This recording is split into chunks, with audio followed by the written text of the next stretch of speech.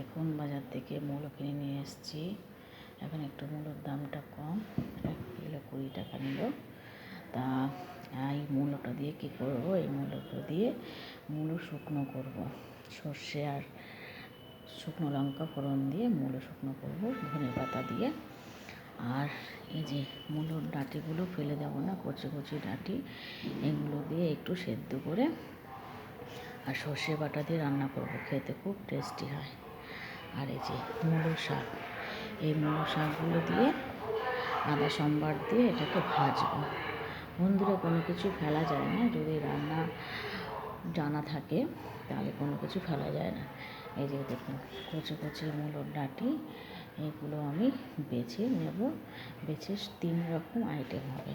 এটা দিয়ে মূলো শুকনো হবে, এটা দিয়ে শুকনো টাইপের হবে, আলু আর ডাঁটা দিয়ে করব, আর এটা মূলো শাক করব। দেখুন বন্ধুরা, একটা জিনিস দিয়ে 3 রকম আইটেম হয়ে যাচ্ছে।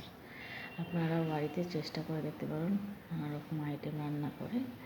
টাটা বন্ধুরা।